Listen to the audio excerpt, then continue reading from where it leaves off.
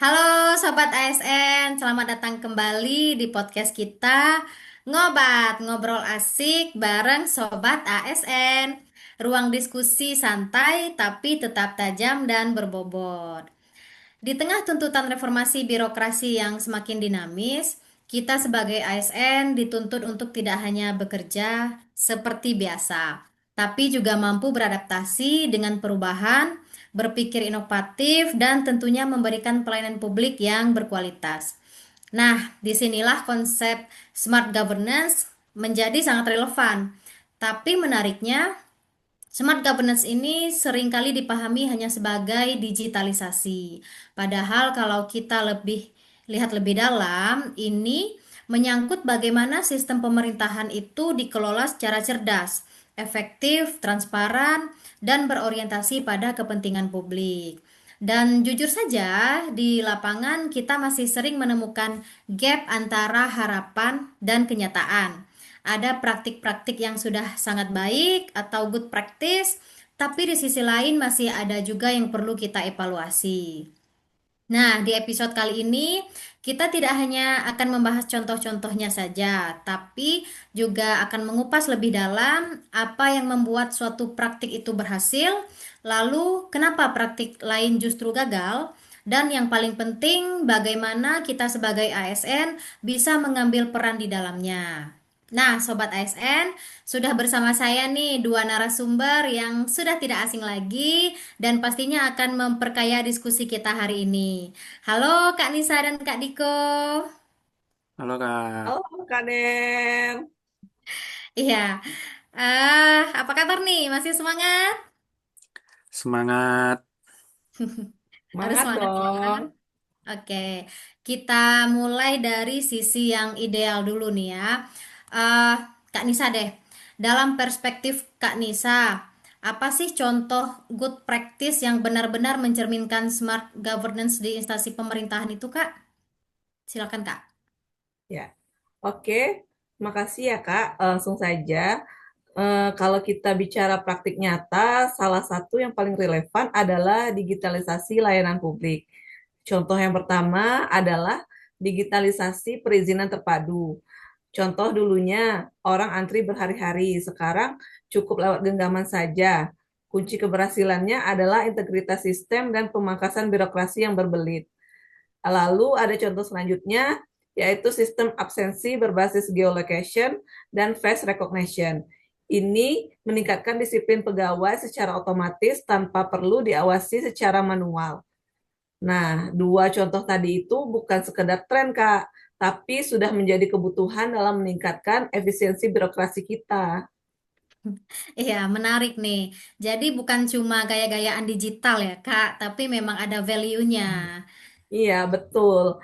Bahkan ya, kalau kita lihat lebih dalam lagi nih, Kak, keberhasilan digitalisasi itu ditentukan oleh beberapa faktor kunci nih. Yang pertama, leadership komitmen. Yang kedua, kesiapan SDM yang adaptif terhadap teknologi. Yang ketiga, desain sistem yang user friendly. Nah, kalau salah satu ini tidak terpenuhi, biasanya implementasinya jadi tidak optimal. Eh, Setuju sih. Kadang sistemnya sudah ada, tapi yang pakai masih bingung ya, Kak. Ya. Nah, kalau praktik ini mau diperluas, kira-kira strateginya seperti apa nih, Kak? Nah, strateginya bisa melalui pendekatan pelatihan berkelanjutan, knowledge sharing antar unit kerja, dan bisa juga menggunakan replikasi sistem ke OPD lain. Nah, ini penting supaya inovasi tidak berhenti di satu titik saja, artinya Hmm, berkelanjutan. oke. Kalau begitu, selain digitalisasi, apalagi yang bisa dikategorikan sebagai good practice nih, Kak? Eh, Kolaborasi antar instansi, dalam banyak kasus, keberhasilan program pemerintah itu tidak bisa berdiri sendiri loh, Kak. Jadi perlu adanya sinergi lintas sektor. Begitu ya, artinya memang tidak bisa kerja sendiri-sendiri ya, Kak. Iya, secara akademis pun ini sejalan dengan konsep collaborative governance, di mana aktor-aktor pemerintahan bekerja bersama untuk mencapai tujuan bersama. Nah, Kunci keberhasilannya ini ada tiga. Yang pertama, komunikasi yang efektif. Lalu yang Mhm, kedua, kesamaan visi. Dan yang mhm. ketiga, minimnya ego sektoral. Kalau misalnya mau ditularkan, kunci keberhasilan itu melalui apa, Kak? Bisa banget, bisa melalui forum koordinasi rutin, Mhm. pembentukan tim lintas OPD, dan integrasi program. Oke, baik. Ini jelas mencerminkan Smart ASN yang kolaboratif dan dalam manajemen ASN sejalan dengan prinsip sistem merit ya, Kak, di mana setiap orang bekerja sesuai kompetensi dan perannya. Sekarang kita masuk ke sisi yang agak sensitif ya, Kak. Menurut Kak Diko nih, apa bad practice yang masih sering terjadi nih, Kak? Di sini yang masih kita lihat, Kak, yang paling klasik adalah pelayanan yang masih lambat dan manual. Di sini ada contohnya tanda tangan manual yang harus menunggu pejabat tertentu hadir di tempat hanya untuk membubuhkan tanda tangan fisik pada dokumen. Padahal di zaman sekarang sudah ada TTE, Kakak. Pada di era sekarang, yang masyarakat harapkan adalah layanan yang cepat dan instan, Kakak. Ini sering banget dikeluhkan sih, Kak. Menurut Kakak penyebab utamanya apa, Kak? Kalau kita analisis, di sini ada resistensi terhadap perubahan, kompetensi Hmm? digital ASN masih belum merata, dan kurangnya Hmm? evaluasi sistem kerja, Kak. Oh, begitu. Jadi bukan cuma soal sistem ya, Kak, tapi juga mindset nih sepertinya. Betul, maka pencegahannya harus kompresif, digitalisasi layanan, peningkatan kapasitas SDM, monitoring dan evaluasi berkala, seperti itu, Kak. Kalau alternatif terbaiknya seperti apa nih, Kak?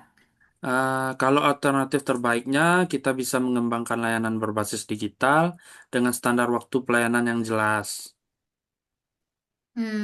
Ini menunjukkan belum optimalnya penerapan Smart ASN, khususnya aspek adaptif, dan juga belum mencerminkan profesionalisme dalam manajemen ASN. Selain itu, ada apa lagi nih, Kak? Selain itu, ada ego sektoral, eh, yang mana contohnya seperti tumpang tindih data dan program. Di sini kita bisa contohkan dinas sosial dan dinas kependudukan tidak berbagi data, yang mengakibatkan data penerima bantuan sosial tidak akurat, dapat bantuan ganda, atau target bantuan yang sasarannya meleset, Kakak. Ini sering jadi hambatan besar dalam tata kelola pemerintahan. Iya, yang penting unitnya jalan sendiri dulu ya, Kak. Ya, kurang kurang lebih seperti itu, Kakak. Penyebabnya di sini nih kurangnya komunikasi, budaya kerja yang tidak terbuka, dan sistem yang tidak terintegrasi, Kak. Kalau begini, solusinya bagaimana, Kak? Solusi terbaiknya kita bisa membangun budaya kolaboratif, integrasi data, dan kepemimpinan yang inklusif. Kalau alternatif terbaiknya seperti apa, Kak? Alternatif terbaik, kita bisa mengembangkan sistem terpadu dan forum koordinasi lintas instansi, Kak. Gitu ya. Dari contoh tadi, ini jelas bertentangan dengan prinsip Smart ASN yang kolaboratif dan juga tidak sesuai dengan semangat sistem merit. Begitu ya, Kak Diko ya. Benar, Kak. Eh, ya, baik. Untuk segmen terakhir, kalau kita tarik benang merah dari diskusi ini, good practice itu lahir dari kepemimpinan yang kuat, SDM yang adaptif, dan budaya kerja yang kolaboratif. Sementara bad practice muncul dari resistensi terhadap perubahan, kurangnya kompetensi, dan ego sektoral. Artinya, transformasi menuju smart governance itu bukan hanya soal teknologi, tapi juga transformasi mindset dan culture yang dalam birokrasi. Sebagai penutup, kita sebagai ASN dituntut untuk menjadi smart ASN yang adaptif, inovatif, kolaboratif, dan profesional. Good practice harus kita replikasi, bad practice harus kita evaluasi, bukan untuk disalahkan, tapi untuk diperbaiki. Karena pada akhirnya yang kita bangun adalah kepercayaan publik. Oke, demikian podcast kita kali ini. Saya dari Stalania bersama dua narasumber kita, Kak Nisa dan Kak Diko. Kita pamit Makasih, undur diri ya, Kak. Kak. Ya, Terima Kak. kasih atas ilmunya dan sampai jumpa di episode berikutnya. Sampai jumpa. Terima kasih. Terima kasih. Wassalamualaikum. Waalaikumsalam Waalaikumsalam warahmatullahi wabarakatuh. warahmatullahi wabarakatuh.